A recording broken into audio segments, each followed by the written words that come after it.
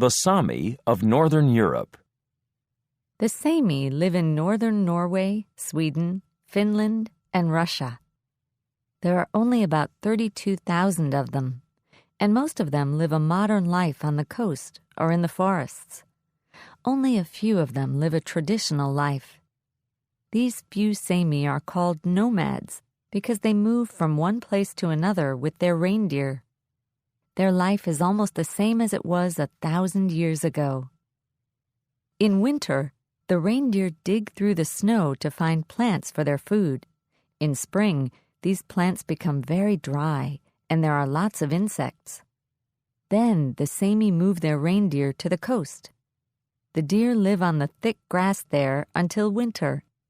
When the snow becomes deep, the Sami and their reindeer begin moving slowly back to their winter homes. There is less snow there. These nomads live in tents because they move so often. They make shoes, jackets, and pants of reindeer skin. They also wear beautiful blue and red traditional clothes. They walk or travel on skis. They have sleds, too.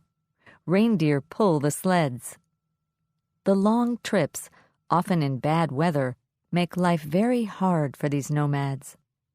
More and more of them are staying in villages on the coast. Sometimes a mother and her children travel by car and meet the father in their winter home. There will probably be no more Sami nomads in the future. People want a more comfortable life. However, the Sami will probably always wear their traditional clothes on holidays. They will teach their children the old stories and songs. People do not want to forget their traditions. The Ainu of Japan. The Ainu live in northern Japan on the island of Hokkaido.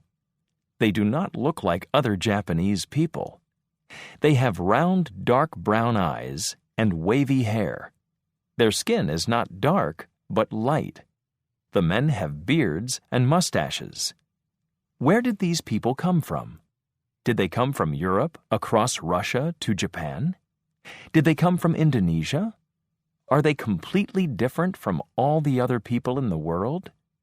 Nobody knows the answers to these questions. The Ainu are hunters and farmers. They eat fish and grow rice and vegetables on their farms. The men hunt for brown bears in the forests. They eat the meat and sell the skins. The bear is also important in their religion. The Ainu people make their houses from a kind of grass. There is only one room inside. It has a dirt floor with an open fire in the middle. Their religion tells them that the house must have one window on the east side. The Ainu were on Hokkaido 7,000 years ago. In the 1800s, many Japanese people moved north to Hokkaido. They brought new diseases to Ainu villages, and many people died. The Ainu people also lost much of their farming and hunting land. Their children had to attend Japanese schools and speak only Japanese. Over time, the Ainu people began to forget their traditions and language. In the 1990s, the Ainu demanded their rights. In response, the Japanese government made a new law.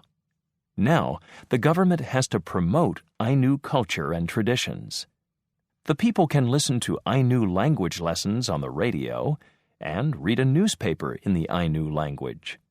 They can also take classes to learn Ainu traditions. Today, there are less than a few 100,000 Ainu people left. Will their language and traditions continue? There is a better chance now that they will. The Yanomami of the Amazon. The Yanomami people live near the Amazon River in Venezuela and Brazil. They live in the tropical forest, far away from other people. There are now perhaps 27,000 Yanomami in this area. Before outsiders first visited them, they knew nothing about other people in South America, about the government, or about modern life. They did not know that they lived in Brazil or Venezuela. They lived in their own world. The Yanomami are hunters and farmers. They hunt over a large area. They grow their own crops and medicine in large gardens. The Yanomami are also deeply religious. For them, the natural world and the spiritual world are one. In the 1980s, miners found gold on Yanomami land. Soon, thousands of miners, loggers, and cattle farmers were using the land. The noise from the outsiders' machines and airplanes frightened the Yanomami. The mining companies polluted the water in the rivers. The loggers cut down the forests. The outsiders also brought new diseases to the area. In just 7 years, 20% of the Yanomami people died. In 1992, Brazil and Venezuela made the Yanomami land into a park. No one can mine for gold or cut trees on this land. The government said that the land was for the Yanomami people, not for the miners and loggers. Unfortunately, it was difficult to keep the miners and loggers out of the Yanomami land. In 1993, some gold miners tried to destroy a Yanomami village, and they killed 16 people. Today, the Yanomami are working to protect their land and traditions. They have their own school. They are recording their language and history. They also want to study and learn good ways to use their land. They do not want to live without trees and clean water. They say they want progress, but without destruction. The Hopi of Arizona. The Hopi people live in the northeastern part of Arizona in the United States. The United States is a very modern country. Tall buildings, highways, computers, and hundreds of other modern things are a part of every American's life. Somehow, with modern things all around them, the Hopi keep their traditions. There are about 10,000 Hopi, and they live in 12 villages in the desert. The weather is very hot in summer, but in winter it freezes. The wind blows hard. Farming is difficult. Corn is the Hopi's main food, but they plant vegetables too. They raise sheep, goats, and cattle. They also eat hamburgers and ice cream and drink soft drinks. They live in traditional stone houses, but many of them have telephones, radios, and television. They have horses, but they also have trucks. Kachinas are an important part of the Hopi religion. Kachinas are spirits of dead people, of rocks, plants, and animals, and of the stars. Men dress as kachinas and do religious dances. People also make wooden kachinas. No two wooden kachinas are alike. The children attend school and learn English and other subjects.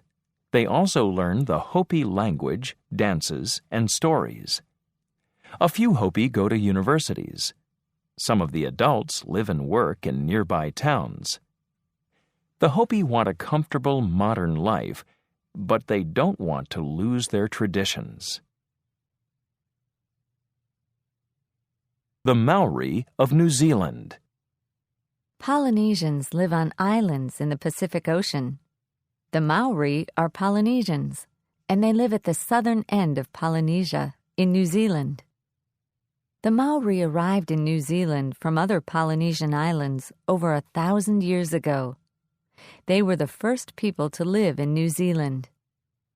In the late 18th century, Europeans came to live in New Zealand. At that time, there were perhaps 250,000 Maori in New Zealand. Over the next 100 years, wars and disease killed many Maori. By the end of the 19th century, there were only about 40,000 Maori left. During the 19th century, the Maori also lost much of their land to the Europeans. Many Maori were afraid that they might lose their traditions and language, too. But this did not happen. Today, the Maori population is increasing. There are about 500,000 Maori in New Zealand. Most live like other New Zealanders, but they are keeping the Maori language and traditions alive. There are now Maori radio and television stations. Many schools teach in the Maori language. Nearly 1/2 of Maori language speakers are 25 years old or younger. Maori culture is also alive and well. At the center of the Maori culture is the marae. This is a special place for ceremonies and meetings. Today, the number of marae in New Zealand is increasing. Many of the new marae are in the cities.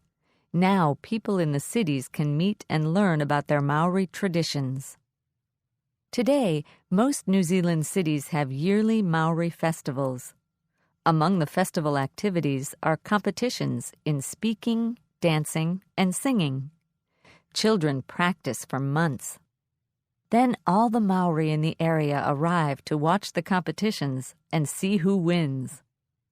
Today, the Maori live a comfortable, modern life. However, they are not losing their traditions because they are passing them on to their children.